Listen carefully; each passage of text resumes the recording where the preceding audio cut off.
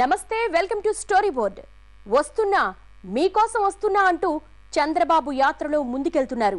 మరి ఈ యాత్రకు బాబు ఎలా రెడీ అయ్యారు? యాత్రంతా ఎలా సాగుతుంది? బాబు యాత్ర అధికారానికి అడుగా, జనం కష్టాలు తెలుసుకునే కిటుక.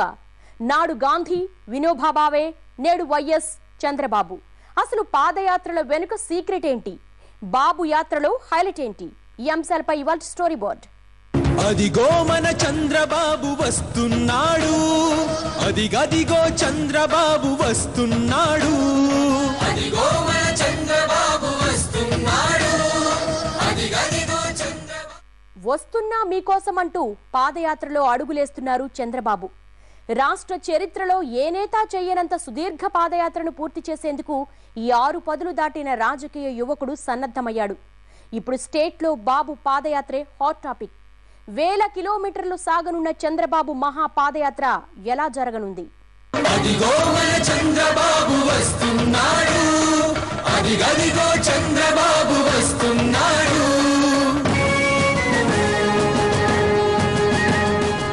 మహా పాదయాత్రకు తొలి అడుగు పడింది. 1000 మైళ్ల ప్రయాణమైన ఒక్క అడుగుతో మొదలవుతుందనేలా చంద్రబాబు పాదయాత్ర మొదలైంది.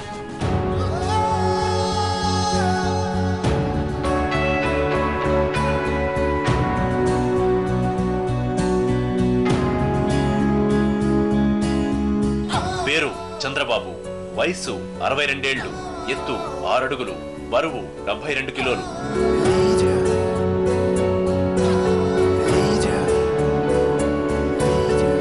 6 పదులు దాటాక ఓ 2 కిలోమీటర్లు నడవడమే గగనం.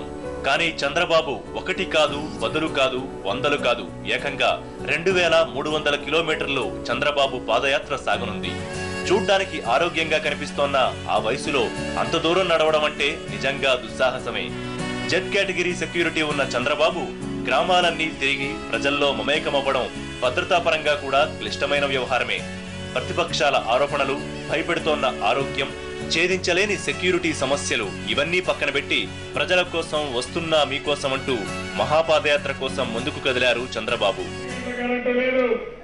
గ్రామాల్లో 24 గంటలు 16-17 గంటల కరెంటు లేదు. మామూలు వర్షాకాలమే కరెంటు లేదంటే రేపు ఎండాకాలం ఏమవుతుందో తమ్ముళ్ళు మీరే ఒక్కసారి ఆలోచించుకోవాలి. ఒక చిన్న పాప దారిలో వస్తామంటే వచ్చి అడిగింది, అంకుల్ ఈరోజు కరెంట్ రావడం లేదు, మేము చదువుకోలేకపోతున్నాం, కరెంట్ ఇప్పిస్తారని చెప్పి అడిగే పరిస్థితి వస్తే ఆ పాపకు ఏమి సమాధానం చెప్పాలో నాకు అర్థం కాలేదు. దీనికి కాంగ్రెస్ పార్టీ ఏం సమాధానం చెప్తారో వాళ్ళు చెప్పాల్సిన అవసరం ఉంది. మహాపాదయాత్ర గడువు 117 రోజులు, 13 జిల్లాలు, 100 నియోజకవర్గాలు, 1500 గ్రామాలు. ఇది సింపుల్ గా బాబు టూర్ ప్లాన్.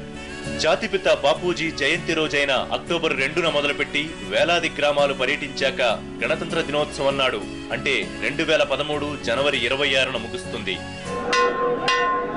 బాబు యాత్రకు సెంటిమెంట్ గా అనంతపురం జిల్లా హిందూపూర్ ఎంచుకోవడంలో కూడా ఓ సీక్రెట్ ఉంది. తెలుగుదేశం వ్యవస్థాపకుడు నందమూరి తారక రామారావు 3 సార్లు ప్రాతినిధ్యం వహించినందుకే హిందూపూర్ నుంచి యాత్ర మొదలు పెడుతున్నారు.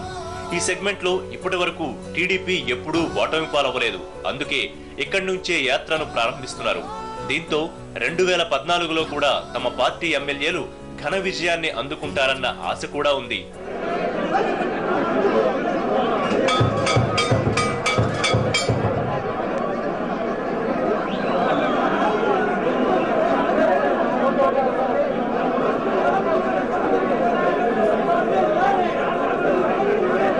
హిందూపూర్ నుంచి ప్రారంభమయ్యే ఈ మహా పాదయాత్ర అనంతపురంలో 13 రోజులు కొనసాగుతుంది. హిందూపురం, రాప్తాడు, కళ్యాణదుర్గం, ఉరవకొండ, రాయదుర్గం, గుంతకల్లు సెగ్మెంట్ల గుండా 15 మండలాలు, 95 గ్రామాల్లో 250 కిలోమీటర్ల దూరం బాబు యాత్ర సాగుతుంది.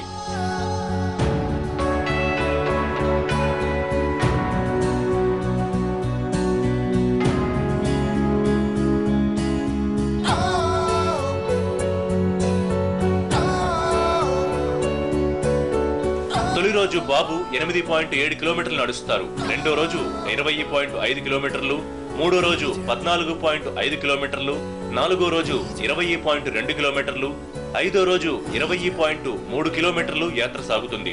ఇలా అనంతపురం జిల్లా పూర్తయ్యాక కర్నూలులో ప్రవేశిస్తారు. అక్కడి నుంచి తెలంగాణలో అడుగు పెడతారు.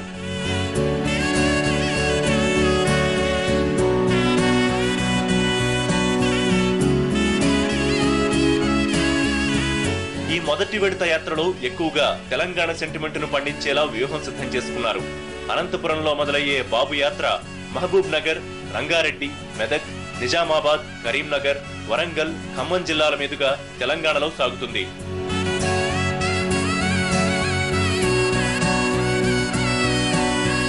తొలి విడతలో తెలంగాణలో 7 జిల్లాల్ని కవర్ చేస్తున్నారు. ఆ తర్వాత కృష్ణా, ఉభయ గోదావరి జిల్లాలు, విశాఖ, విజయనగరం, శ్రీకాకుళం వరకు సాగేలా టూర్ ప్లాన్ ఉంది.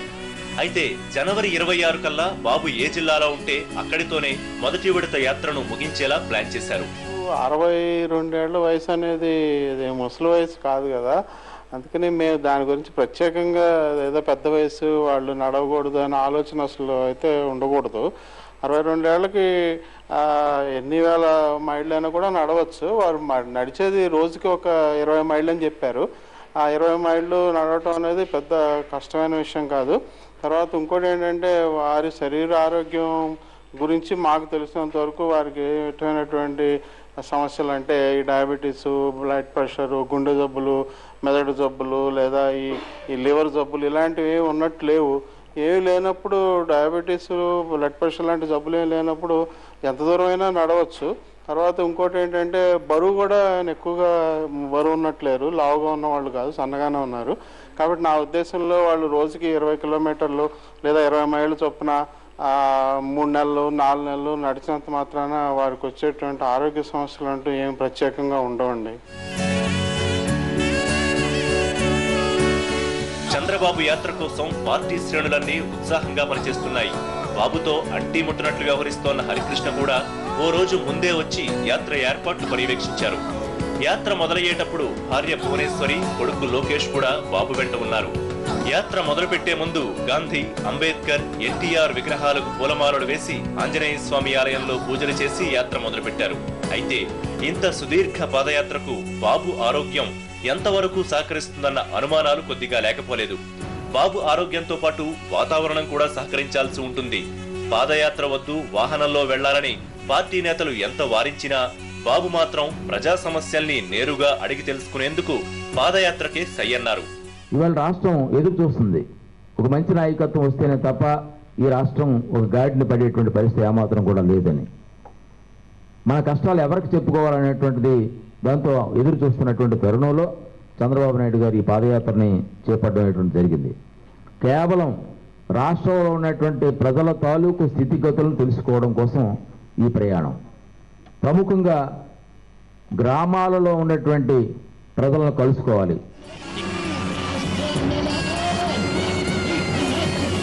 ఈ యాత్రంతా రైతులు, కార్మికులు, గిరిజనులు, మహిళలు, యువతకు దగ్గరయ్యేలా కొనసాగించాలన్నది చంద్రవ్యూహం. దీంతో పాటు ప్రభుత్వ వ్యతిరేకతను మూటగట్టుకునేలా టూర్ ప్లాన్, స్ట్రాటజీ రెడీ చేసింది టీడీపీ. బాబు పాదయాత్రలో హైలైట్స్ ఏంటి? అన్ని వేల కిలోమీటర్లు నడవడంలో బాబు సీక్రెట్ ఏంటి? వివరాలు బ్రేక్ తర్వాత చూద్దాం. అదిగో మన చంద్రబాబు వస్తున్నాడు, అదిగదిగో చంద్రబాబు వస్తున్నాడు.